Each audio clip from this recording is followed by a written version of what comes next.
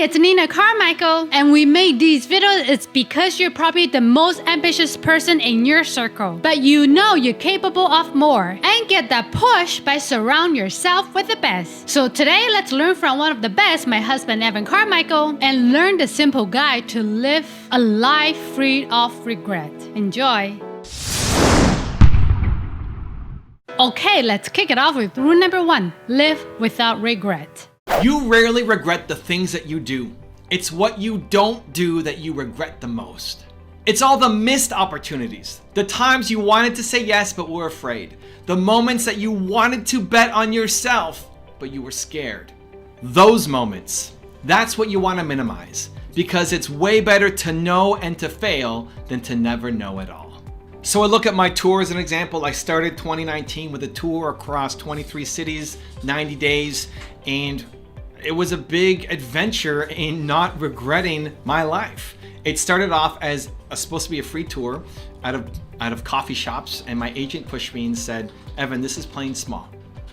My agent, Steve in New York, said, "Evan, you're playing small. This is small. This is small time, man. Doing these little free things at coffee shops is small time compared to what you're capable of. You need to charge for the event. You need to book hotel rooms. You need to charge for the event. You need to get people to come out." And the thought just of doing that was already making me scared, because I'm afraid of disappointing people. When it's free, there's no risk, right? I can't disappoint anybody. It's free. But when they're paying to come out, I need to make sure that I deliver. I also thought, maybe what if nobody shows up, right? What if one person shows up? That's going to be a massive disappointment. And so I wasn't sure if I'd be able to do it. But the thing that got me through was regret. I don't want to look back. I don't want to be 90 and look back and say, I should have done it. I was afraid to bet on myself. I would rather know and fail than not know. And so I did it. Took some convincing, took some time to digest it and eat it, but I said, I'm going to do it. We'll do it. Then as I started on the tour, the first ones were scary. I was nervous, but then we developed a pattern, a rhythm. Every 4 days I was doing it and got it, and then it became easy. And so I needed to take another step. My next step was, I had an idea. I want to do Q&A. My favorite part of doing workshops and meeting people is Q&A, because I don't want to just get up and speak. I want to help. I want to give you practical, tactical advice that can help you in your current situation. I don't want to just get up in front of a room and say the same thing that I would say every time. And so I was even a little slow in starting this, because I had this idea for 2 or 3 cities that I want to start doing it, and I would slowly experiment. And then I was on an Instagram live, and somebody in Sacramento, which was maybe 4 stops ahead of where I was, said, "Hey, do it in Sacramento. Bring it to Sacramento. Be the first in Sacramento." And that one little piece of validation said, okay, you know what? I'm going to do it in Sacramento. But then it bothered me that I had to wait for validation to then go off and do it. And so I thought, you know what? I'm going to do it in LA, which was my next stop. And so we had 100 people in LA in a hotel room, and I went pure Q&A, and it became the best. It was my favorite stop on the tour. At that point, we had the best interaction, the most high fives, the biggest energy. Not everybody liked it. Some people came to LA as a second stop. They came somewhere else on the tour, and then they came to LA, and they said, I didn't like it as much. And others who came as a second stop said, this is the best format ever, right? You're not going to please everybody all the time. But I loved it more. I had more energy, and then I brought it to the rest of my tour. But I still was slow. I was thinking about it 2-3 stops prior, and I didn't do it. I didn't have the courage to bet on myself. I was afraid that it wouldn't work out. And so every time I try to catch it a little bit sooner. Then it got easy doing Q&A, and then I broke my neck in Denver. With a month left on the tour, I broke my neck in Denver and had a concussion and compressed my spine and staples in my head and all this stuff, and thought, you know what? I'm going to keep going. This is now my new chance, because if I don't keep going, I'm going to regret it. Other people would let me off the hook. Everybody around me saying, go home. My agent thought I was crazy. Go home, take care of yourself. And everybody would have let me off the hook. But I couldn't let myself off the hook. I had to at least see. I'd rather know and fail than not know. I'd rather try to do the next stops. And if it didn't work out, if I couldn't speak because I had a concussion, or I was in too much pain to keep going, then I would pull back, but I would know. I would know. And the next stop was in Kansas City, and my wife had to pull me off after an hour and a half because I was done. Like physically, mentally, I was done. She had to yank me out and say, guys, it's over. And then I got up for the next one, and I did the full 3.5 hours, and I kept going. And I was proud of my effort, you know, and I look back like, yes, I'm proud, because if I stopped, and I went home, I would have regretted it my whole life. And so this tour became this massive life-changing moment for me, in that first I was afraid to do it because I was afraid to charge, and then I was afraid to go and do pure Q&A, and then I was afraid to keep going because I injured myself and thought I wouldn't be able to provide value. And every chance along the way, stepping up and saying, I'm going to do it. And that's where you get the growth. Whatever the thing is in your life that you're afraid of potentially regretting, you have to go do that thing, otherwise you will regret it. So how do you do it? How do you stop living with regrets? I'm gonna give you a 3-step process that I think will help. Step number 1 is take the rocking chair test. The rocking chair test is, imagine yourself at 90, 95, 100, however long you're gonna live. You're at the end of your life. You're in a rocking chair. It's over. It's done. You can barely remember things. You have dementia. Your body's frail. It's over. You're back, rocking away, sitting on the porch. Your life's about to be over. What are you gonna regret? What are you gonna regret that you didn't do? You didn't go do that tour. You didn't make that phone call. You didn't ask that person out. You didn't make that book deal happen. You didn't make that first video. You didn't do it. You stopped. You were afraid. Because when you're at the end of the life, it's all going to seem trivial. The fears, like, what were you so afraid of? You're afraid of your mom's opinion. You're afraid of some hater on YouTube giving you a negative comment. You're afraid that the book doesn't sell. What are you so afraid of? When you're at the end of your life, those fears are gone. But the regret stays for decades. So what is that thing that you might regret not doing? And then use that pain to push you into action. Take the rocking chair test. Step number 2 is hangnail versus punch. And so when you have a hangnail, it hurts. I kind of have a little hangnail right here. It hurts. You know, if you pick at it, it hurts. It hurts. But then if somebody punches you in the arm, that should hurt.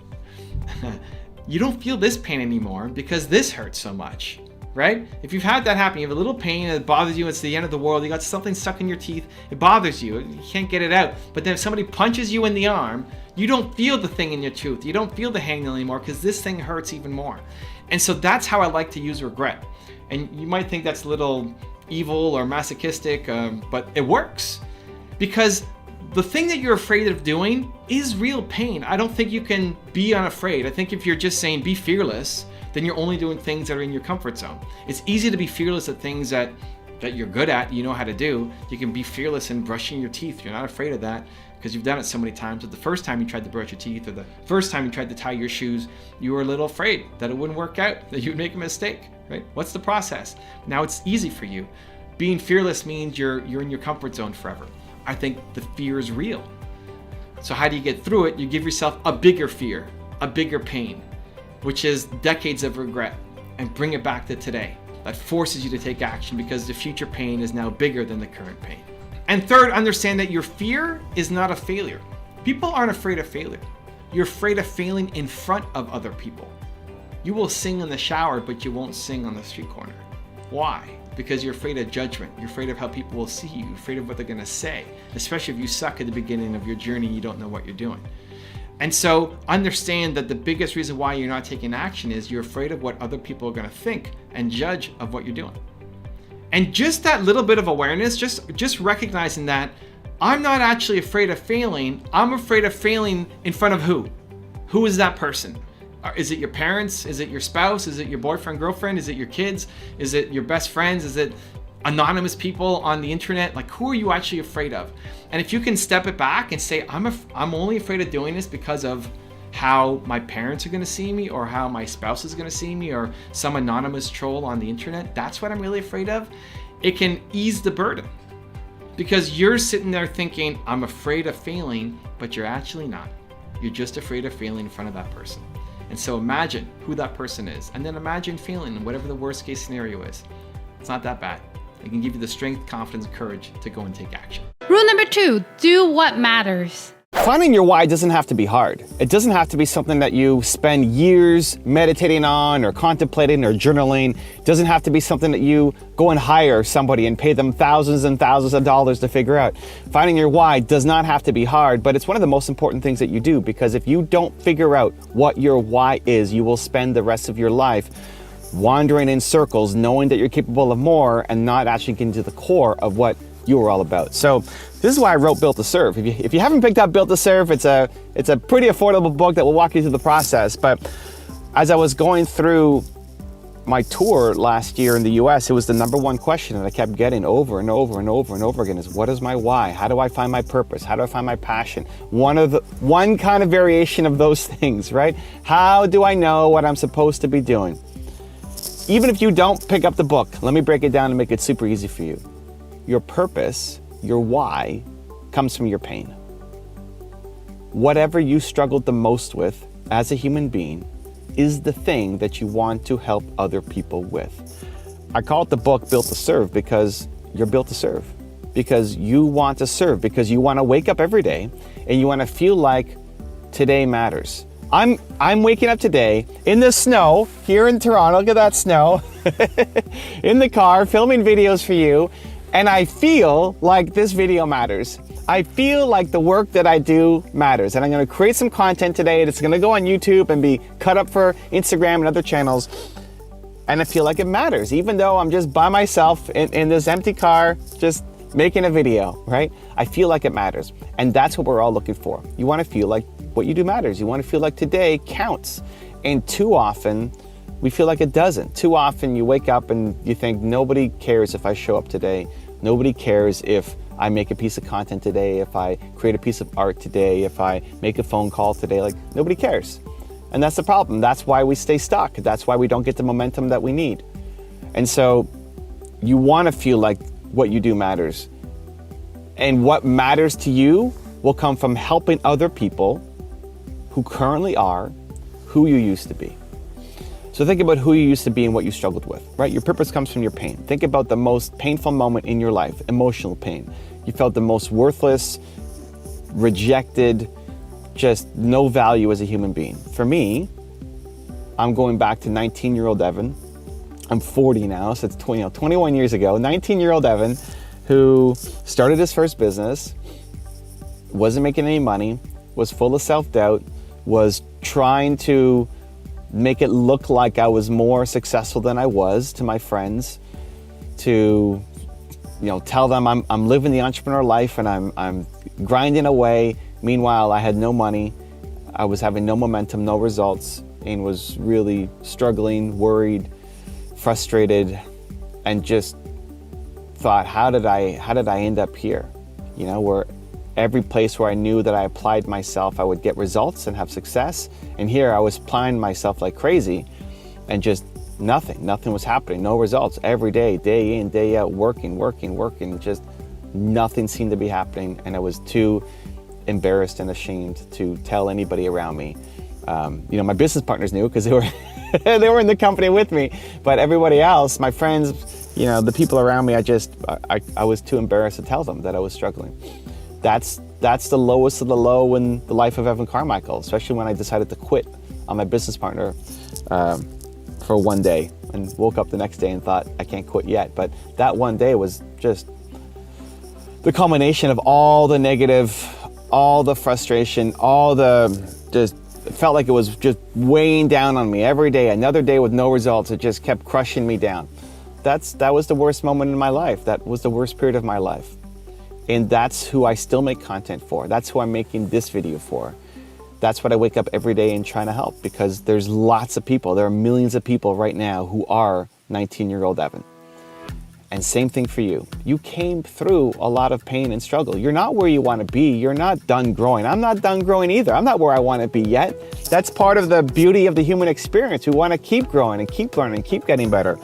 So you're not done growing and learning. But what we often fail to do is recognize, man, you've come a long way.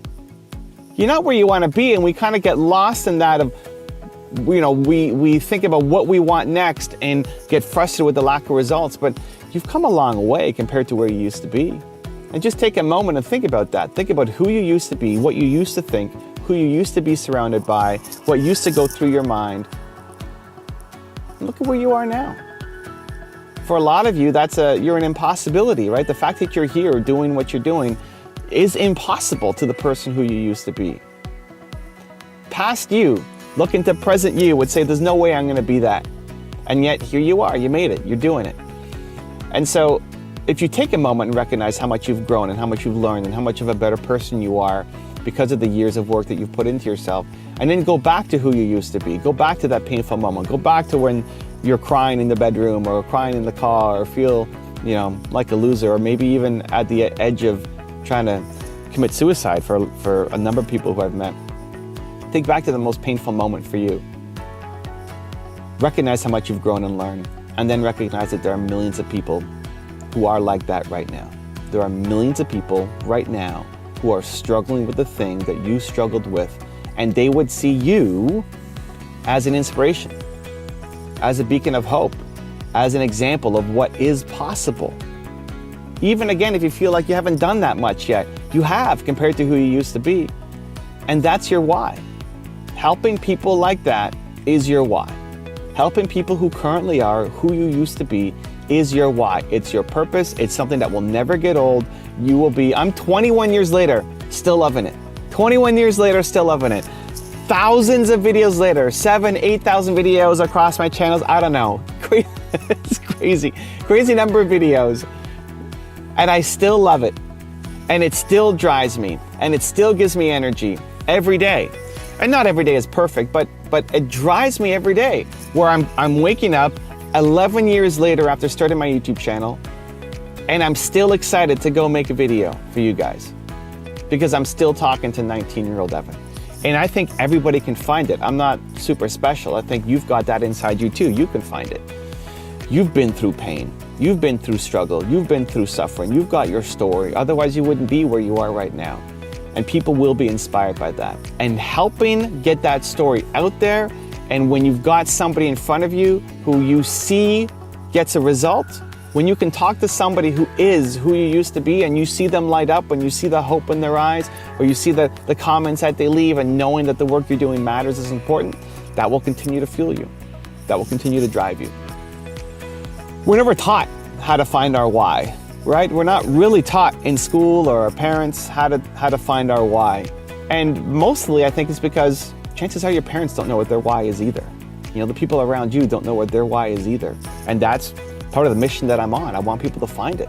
I think you've got that Michael Jordan level genius at something. I think you want to serve. I think you've got greater capabilities than what's inside you right now. I think you know that. I think you know that you could do more than what you're doing right now. And you can be bigger, and you can have more money, more income, a bigger business, but not for the ego, to serve, to help, to change people's lives. I know that you feel that. And so the path is through finding your why. And your why is your purpose, and your purpose comes from your pain. So that's a quick summary, it's a quick overview. Built to Serve goes through a lot more detail, but finding your why is one of the most important exercises I think you can ever do as a human. If you feel like you're capable of more, and that this is not where you want to end up, you have to find your why. Also, if you want to have more self-confidence and self-belief, the science says it can take up to 254 days of consecutive action for you to shift that habit forward. So I've designed a special free program to help you get more self-belief for every day. For 254 days, I will send you an email to an unlisted video that, if you watch it, will shift your confidence forward. The links to join for free are in the description below. You have to enjoy what you're doing. You have to wake up and look forward to the day that is ahead. Dramatically improve the chance of you getting your deal. They'll look over your proposal. They will give you feedback, suggestions, how to tweak your proposal. If you've never done it before, and I'm going through this process right now, we need to stop using weak language and pay attention to the words that you're speaking to others and to yourself. Rule number 3, raise your standards. One of the hardest things in the world to do is to raise your standards. Everything that you are surrounded by keeps you where you are. Your friends, your family, the media you consume, your habits, everything. Your environment has been perfectly created to keep you exactly where you are right now. If you want to raise your standards, you need to raise your environment. I met up with a friend of mine recently who I've known for 12 plus years, and he was talking about how much I changed over the years. And for those of you hardcore fans of mine, you can go back on my content and see how much I've changed. But specifically for him, he's an entrepreneur. I've seen his business grow over the years. And he talked about how much more willing I was to be truthful, to be honest, to push him, to push him when it was uncomfortable, and believe in him even harder to say the things that are uncomfortable that need to be said that will help him get to where he needs to be, to believe in people more than they believe in themselves. He's seen the changes in me and how much more direct I am, how much more confident I am, and how that's helped him directly in his business and his life. Where did that come from? It came from my videos. If you go back and watch my old content, I didn't have a lot of confidence. I loved what I was talking about. I thought it could help, but I didn't have the emotional commitment to the words. A lot of my messaging and belief has stayed the same, but my confidence and my commitment and my standards have raised because of the videos that I consumed, because my environment was a certain way and it was pretty good. But now in watching my own channel, watching my own content, being a subscriber to myself, making my videos for me, and then sharing it with the world, I feel like I have all these people on my wall and more in my ear every day. I've got Steve Jobs talking to me every day. I got Oprah Winfrey in this ear. I got Elon Musk back over here. I've got all these people every day, all these successful people in my ears constantly. When you are around successful people, you will become more successful. When you hang around these people, you will start to think like they think. You will adopt their mindset. You will see the world the way that they see the world. And so you have a choice. Look at your current environment. Look at the people who you're currently hanging out with. Look at the media that you are currently consuming. Does it lift you up? Does it build you to be a better version of you? The thing that you want to go off and do, the thing that you need most in your life, are you surrounding yourself with that enough in your environment? Are you taking enough of it in? I want more belief in my life, and so I get a daily injection of belief through my channel, right? I inject myself with belief every day so that if you come around me and you've got a cold and you sneeze on me, right? You're a negative person, you're pessimistic, you sneeze on me with your negativity, I'm good because I have so much belief in me from the injection. But if you're not as solid, if you're not as strong, if your environment doesn't support that, then you stay where you are. Or worse, you start to go negative. And so I've grown in my abilities, in my confidence, in my skill set, in my mindset by being around the people that I profile on my channel every single day. When you raise your environment, you raise your standards. So I'm going to give you a 3-step process that you can use to also raise your environment and raise your standards and get to where you want to go in life. Here we go. Determine your one word. I wrote a book, Your One Word. You can pick it up or just quickly go through this exercise where you think about what is your one word most important core value. You are a human being, and every human has a single most important core value. For me, it's belief. Whatever you figure it out, it's always something positive. I've never had somebody's one word be hate or death. It's always something positive, but it's an aspirational thing. For me, I want to believe more in myself and others, even more so than I do right now. Your one word, your most important core value is aspirational. Whether it's freedom or inspire or motivate or care or belong or family or extraordinary or believe, whatever it is, it's a personal choice. But whatever you pick, whatever your most important core value one word is, that's what you need more in life. That's what you need to surround yourself more with. And so the very first step to figure out what kind of environment you want to make, this might not mean anything to you. People ask me can I buy those posters? Well, this is a picture of me and my parents when I'm like 9 years old. You want a picture of me and my parents on your wall? This is the environment for me, designed around belief. You need to start by figuring out what is your one word most important core value. Step number 2 is then you create an environment around it. You think about what's on the walls. This is the easiest part. What's on the walls? When you walk into the place where you are working, what's on the walls? What's on the background of your computer screen? What's on the background of your cell phone? When you load this, we're loading this how many times a day? What's the message that hits you? Design your environment. The beautiful thing about designing an environment is you do it once. I figured out that these people meant something to me. Every poster back here tells a story that's personal to me. I like being in here and having Steve Jobs staring me down, my favorite entrepreneur, E.P. Giannini behind me, my parents, Howard, Kanye. I like having these people on my wall. They all tell me a story. It's a reminder every time I walk in, boom, they're hitting me in the face. And the beautiful thing is, I only had to do that once. I had to sit down and figure out what I wanted to have on my walls. I had to go off and create the posters and buy them. And then that's it. You set your environment up once, and then it motivates you every day forever. And so your office environment, what's on the desk, what's on your computer screen, what's on your cell phone, what's in your bedroom, what's on the mirror, design your environment once around your one word. So this means believe to me. Figure out your one word and then create your environment around it. And step number 3 is establish a morning routine to lift you up. So again, once you figure out your one word, you've created your environment, now we got to do daily habits. What's the thing that helps make you feel your one word on a daily basis? If you did the thing to help make you feel your one word, your most important core value, that makes you feel bold, confident, powerful, unstoppable, you did that thing every single morning, your life would be dramatically different. You will force yourself to raise your standards through your habits and your routine. So what is the thing for you that makes you come alive? For me, how do I get believe in the morning? I have to think about an entrepreneur that I helped yesterday. So much of what I do is just in front of, I'm talking to a camera. You know, my wife is here in front of me doing her work. I got these people behind me on the walls, but I'm just sitting here talking into a camera. It's easy to forget the impact that my work has. It's easy to get up and just live life when there's nothing forcing you to have to get better. And so I remind myself of the impact that I had yesterday. I think about an entrepreneur that I helped out through my content, through my one-on-ones, and then I have to share a message. The sharing the message makes me feel like I'm contributing again. That's what makes me feel believe. That's how I have to start my day. If I don't do that, I don't have as good a day.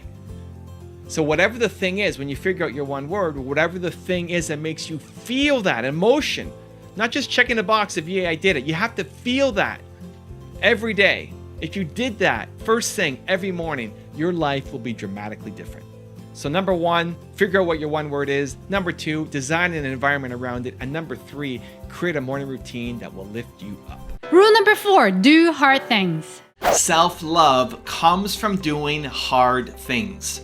If you do something when it's easy and you win, you might post about it on Instagram, but you know it's a fake win because it was easy. It doesn't count until it's hard. It doesn't count until it's difficult.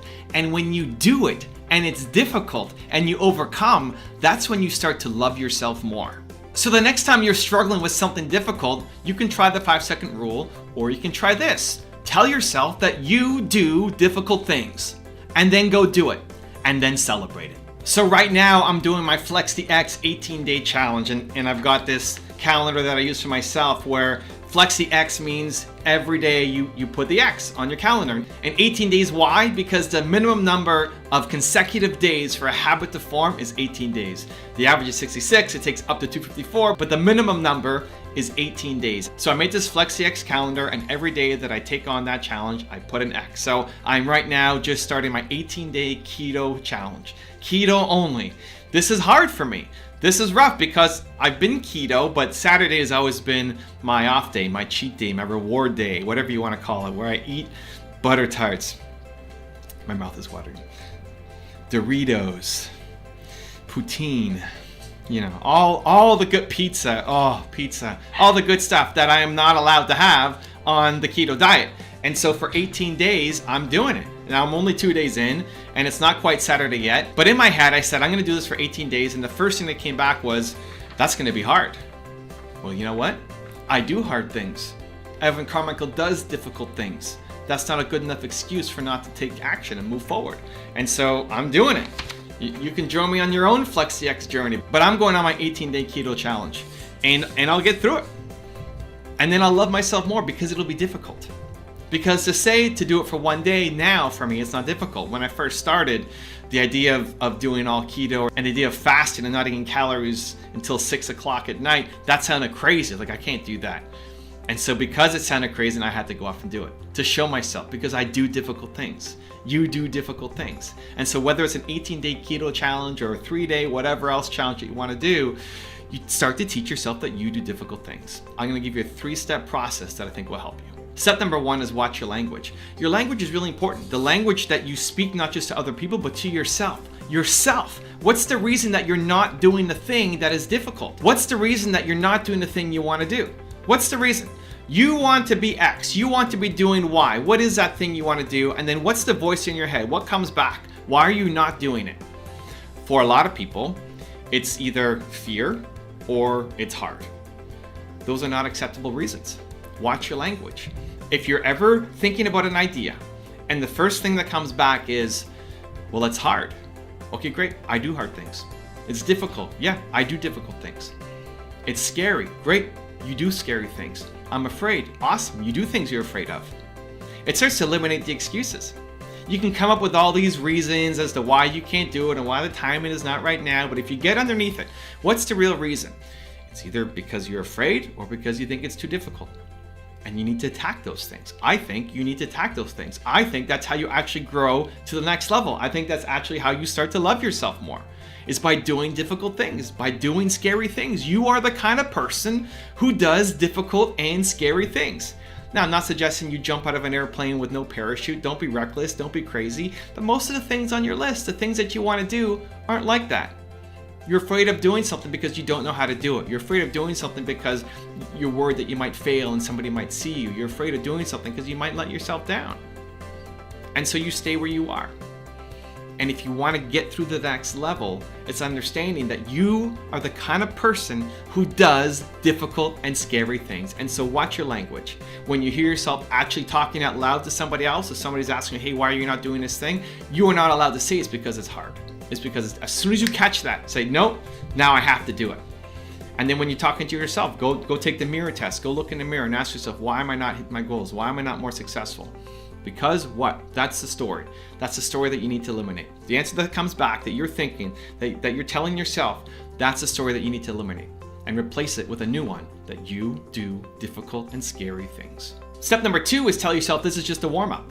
Whenever I'm in a situation that I'm feeling overwhelmed, that it's too much, that I'm at my max, I can't do anymore, this little trick, I'll tell myself this is just a warm-up. This is just a warm-up, and it works just as well in physical things. So if you're lifting weights or if you're running and you feel like you're out, you tell yourself this is just a warm-up. And what it does is it allows you to do a couple more. It allows you to go for another 30 seconds, another 60 seconds, another couple minutes by telling yourself this is just a warm-up. And it applies in business too. It applies in mental exercises too. When you feel spent, when you feel like you can't go anymore, when you feel like you've given it everything you can, you tell yourself this is just a warm-up. Because if the thing that feels overwhelming right now, the thing that is all over you and overwhelming, you can't do anything more, if that is your limit, if you tell yourself that that's your limit, then that's all you're capable of. Then you can't grow beyond it. I think you can grow beyond it. I think that thing that feels so overwhelming is just a warm-up compared to what you are capable of. And so tell yourself, this struggle that I'm facing right now, this is just a warm-up for what I'm capable of. This thing will not define me. I am capable of so much more. And it's a little trigger, and what it does for you is put you in a state of resourcefulness instead of resourcelessness. When you feel overwhelmed and everything is out of control, you feel hopeless. You don't know what to do. But as soon as you say, this is just a warm-up, I am capable of more, it puts you in a resourceful state. And that allows you to solve the problem. And then allows you to stretch and grow, and now you're capable of doing a lot more. So tell yourself, the next time you feel overwhelmed, this is just a warm-up of what I am capable of. And then step number 3 is celebrate. Celebrate. When you do something difficult, pat yourself on the back, celebrate. Take it in. That emotional high from doing something difficult, even if you don't win at it, just the fact that you did it, that you tried, that if your fear is to make a video in public, that you go off and you make a video in public, even if you went out on the street corner and you vomited all over the floor and that was your video, I'm pumped for you because you tried it. Because if you keep getting back up and being proud of your effort and then celebrating it, you'll eventually crush it. Don't expect to be great the first time out. And that's where most of us are hard on ourselves. We're too hard on ourselves. That you expect to be great the first time out, and then when you aren't, you stop. Well, I tried it, I wasn't very good.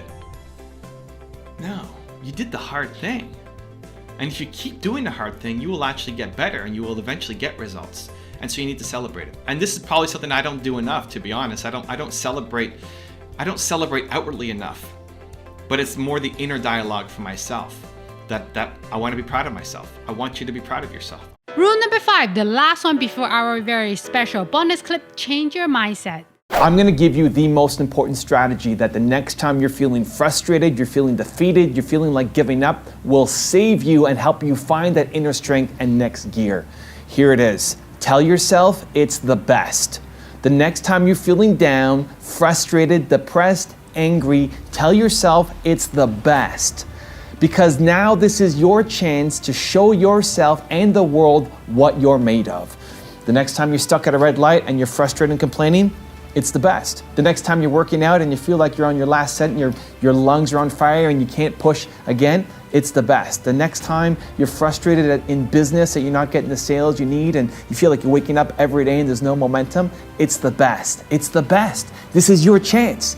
This is your chance. You can complain for 7.5 seconds and get frustrated and then tweak it inside your brain to say, this is the best. Why? What does it do? First, it switches your mindset to one of hopelessness to one of resourcefulness.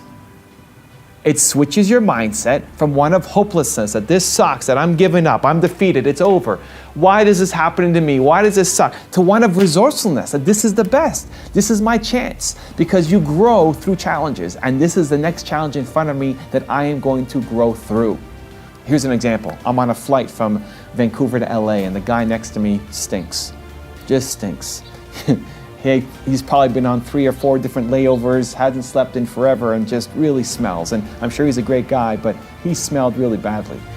And I'm sitting next to him, and it's a full flight. So what are my options? Not make my speaking gig in LA? Just not show up, get off the plane? No. Am I going to be pissed off the whole time there, and then that's a 5-hour flight, be upset then, and then when I get there I'm still upset and it ruins my whole day? No, I'm going to say this is the best. So I complain for 7.5 seconds. This smelly dude next to me, I'm going to sit next to him for 5 hours. And then what do? Breathe it in. It's the best. Because that smelly guy is not stronger than me. Because I'm teaching myself that I can grow from this. That this is not the edge of my capabilities. That sitting next to some smelly guy for 5 hours is not the edge of my capabilities. I can do more. This is the best. This is my chance to show myself in the world what I'm made of. It's the best. So try to catch it. You won't catch it most of the time. It's okay. You can be gentle on yourself in that part. But when you do catch it, when you catch yourself feeling frustrated, sad, down, depressed, tell yourself this is the best. And what would the strongest, most resilient version of you do? And then go do that thing and become that person. Lack of consistency is one of the biggest reasons why entrepreneurs fail. It's one of the biggest reasons. You're a genius, you have great ideas, you want to serve, you know you're capable of more, and you have these moments of inspiration and moments of boldness and moments of massive productivity and focus and clarity, but it's not consistent. And that's why most entrepreneurs will lose. Because you might crush it on a Saturday or a Sunday or a Monday, but then Tuesday, Wednesday, Thursday, Friday, you fall back down. Until the next Saturday when you're up and flying again. It's not enough. It's much more about what you do every day. You are what you consistently do. It's a huge problem for entrepreneurs, so let's fix it. Number one, if you are a part-time entrepreneur, if you work for someone else, you're a part-time entrepreneur, you need to make sure that every single day you're working on your business. Every single day, you have to work on your business, no matter what. Even if it's for 15 minutes at night, every single day, you cannot let momentum die. Even just to show yourself that you can. Even if it's a crazy long day and your boss is yelling at you and you come home and your spouse is angry and your kids are sick, even then, you have to spend 15 minutes on your business, half an hour on your business, every single day. You cannot let the momentum die. Don't disappoint yourself. Number two, if you're already full-time in your business, great. You need to have CEO time every day in your business. CEO time. Time where you spend being the CEO. What does that mean? It's different for different entrepreneurs, but when you're working on the business instead of in it, if you spend all time just working in the business, just putting out fires and never growing, guess what? You're never going to grow. If you never have CEO time built into your business, you will never be a CEO. And so you need to make sure that every day you have CEO time built into your business. Again, maybe it's only half an hour, but in that half an hour, you're spending time growing your company, you're going to start seeing results.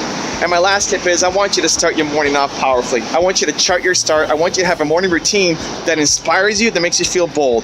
Most people, what do when they wake up? First thing they do is they hit the snooze button. What does that mean? It means last night you set a goal. I'm going to wake up at a certain time, right? I'm going to wake up at 6 a.m., 5 a.m., 7 a.m., 12, noon. I don't care what time you have to wake up. You set a goal, you're going to wake up. And then the very first thing that you do, how you start your day, every day is you say, I am not going to hit my goal today. That's how you start your day. That's how most of America starts their day. They say, I'm not going to hit my goal today. How do you think you're going to go off and have an amazing day and crush it and go hit your crazy big goals and ambitions that you have as an entrepreneur when you tell yourself and you reinforce it every morning that you are the kind of person who doesn't hit their goals? You got to change that. You got to wake up. Wake up when you say you're going to wake up. Get out of bed when you say you're going to get out of bed. That's step one. Then step two is, what is a morning routine that sets you up for success? Most people wake up like it's an accident. They wake up, you check your phone, you're responding to other people's emergencies and their agenda for your time. That's not how you need to start your day. Successful people, they own their morning. What does your morning look like? And we've all felt inspired and bold at some point. You felt it. You've been bold, you've been inspired at some point in your life. Great. Whatever that thing was that made you feel bold, unstoppable, inspired, put that into your morning routine. Maybe it's watching a video, maybe it's reading a book, maybe it's doing an act of kindness, maybe it's meditating, maybe it's prayer, whatever it is, with intention, because some of you have a morning routine already. I'm talking to you. You have a morning routine already, but you're not crushing it every day. You're not coming out of that morning routine feeling bold, inspired consistently. That's what we're talking about. Consistency here. Sometimes you just go through the motions of your morning routine. Sometimes you just pray, but you're not really connecting. Sometimes you just watch a video, but you're making your breakfast, you're brushing your teeth, and you're not paying attention. With intention, do your morning routine. You must come out of your morning routine every single day feeling bold, unstoppable, and confident. If you did that, if you woke up every day on time like you say you're going to, you're not gonna hit the snooze button, you get out of bed, and then you did the thing that made you feel bold, powerful, and unstoppable every single day, holy cow, I guarantee you your life 1 year from today will look dramatically different than where you are right now. Consistency is the game. You are what you consistently do, and I want to see you win.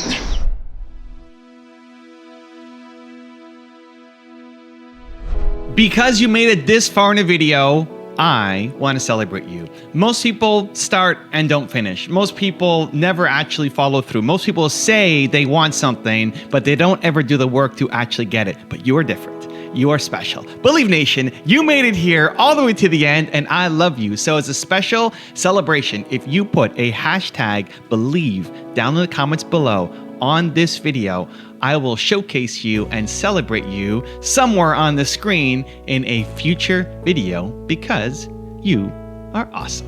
If you want to learn how to stop making crucial mistakes that are keeping you poor, check out the video next to me. I think you can enjoy. Continue to believe. I will see you there. I want people to believe in themselves more. I look at people and I see this person who hates their life, and then there's so much talent. You have so much talent.